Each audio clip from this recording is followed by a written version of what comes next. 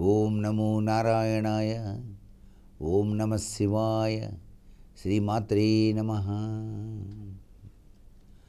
ధనమూలం ఇదం జగత్ అన్నారు కదండి.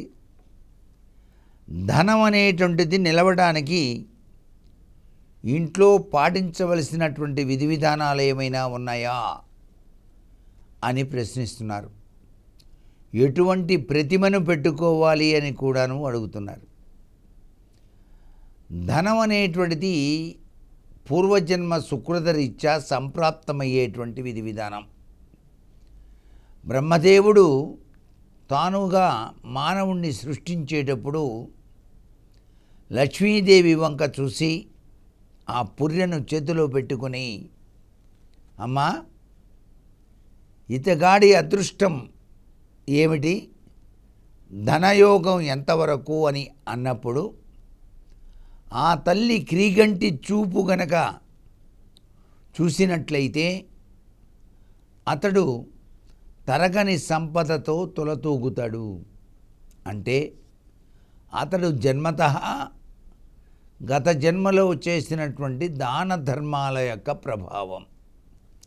అందుకే గత జన్మలో చేసిన పుణ్యమే ఈ జన్మలో ధనవంతుడు అవటానికి ఆస్కారాన్ని ఇచ్చింది అంటారు. అదే గనక ధనహీనుడుగా ఉన్నవాడు చాలా గత జన్మలో దాన ధర్మాలు చేయనివాడుగా ఉంటాడు అని లక్ష్మీదేవి మనకు తెలియజేస్తోంది. ఇది నిజమే. అందుకనే మనకి పండుగలు పరమార్థాల రీత్యా కూడాను కార్తీక మాసం వచ్చిందంటే తోచిన విధంగా దానం చేయండి అంటారు. స్నానం చేయండి, దీపారాధన చేయండి, దాన ధర్మాలు చేయండి. ఈ నెలంతా కూడాను ఈ వస్తువు దానం చేస్తే ఈ ఫలితం వస్తుంది అని చెప్పారు. కనీసం ఆ విధంగా అయినా సరే దాన ధర్మాలు చేసి మరొక జన్మలో ఉత్తమోత్తమమైనటువంటి ధనవంతుడుగా ఉండటానికి అని అర్థం. ఇక్కడ ధనం మనం నిల్వ చేసుకోవడానికి సహజసిద్ధంగా ఆచరించవలసినటువంటి ముఖ్యమైనటువంటి విధి విధానం ధనలక్ష్మి ఆగమనానికి నాంది వాక్యం పలికేటువంటిది మొట్టమొదటిసారిగా మన పూజా మందిరంలో ఉంచుకోదగ్గది దక్షిణావృత్త శంఖం. దక్షిణావృత్త శంఖాన్ని గనక పూజా మందిరంలో ఉంచి నిత్యం దానిలో నీటిని పోసి బొట్లు పెట్టి పువ్వు గనక ఉంచినట్లయితే ధనలక్ష్మీదేవి యొక్క అనుగ్రహం మనకు కలిగి తీరుతుంది అనేది ఒక విధి విధానం. అలాగే గోమతీ చక్రం, గోమతీ చక్రాన్ని వెండి భరిణెలో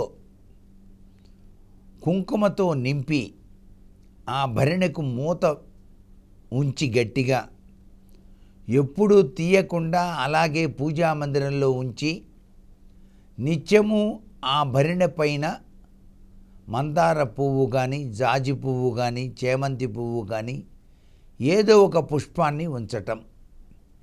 ఇది ధనలక్ష్మి అనుగ్రహానికి నాంది పలుకుతుంది. అలాగే అన్నిటికన్నా మించింది కస్తూరికాయ. కస్తూరి మృగం నుంచి లభ్యపడేటువంటి ఒక అదృష్టకరమైనటువంటి చక్కటి సుగంధ పరిమళాలు వెదజల్లేటువంటి కాయ ఒకటి లభ్యపడుతుంది హిమాలయ పర్వత ప్రాంతాల్లో. ఆ కస్తూరికాయని గనక మీరు ధనం దాచుకునేటువంటి బీరువాలో గనక పెట్టినట్లయితే ధనలక్ష్మి ఆగమనం చాలా గొప్పగా జరిగి తీరుతుంది. ఎటువంటి ఆర్థిక ఇక్కట్లు బాధలు లేకుండా వివిధ రంగాలలో పురోభివృద్ధిని సాధించడానికి కూడా ఆస్కారం ఎక్కువగా ఉంటుంది. ధనలక్ష్మి ఆగమనానికి కస్తూరికాయ అనేటువంటిది చాలా గొప్పగా పనిచేస్తుంది. అలాగే ధనము యొక్క గొప్ప విశేషకరమైన ప్రభావం మీ ఇంట్లో విరాజిల్లటానికి చాలా చక్కటి అదృష్టకరమైనటువంటి ఉపాయం తొండం ఎత్తినటువంటి ఏనుగు బొమ్మలు. ఈ ఏనుగు బొమ్మలు అనేటువంటివి మీ సింహద్వారానికి రెండు వైపులా కూడా ఉండాలి వాస్తుశాస్త్రరీత్యా. ఇలా గనక ఉన్నట్లయితే మీ గృహంలోకి లక్ష్మి తన దివ్యవంతమైన అనుగ్రహాన్ని ప్రసాదిస్తుంది సుమా.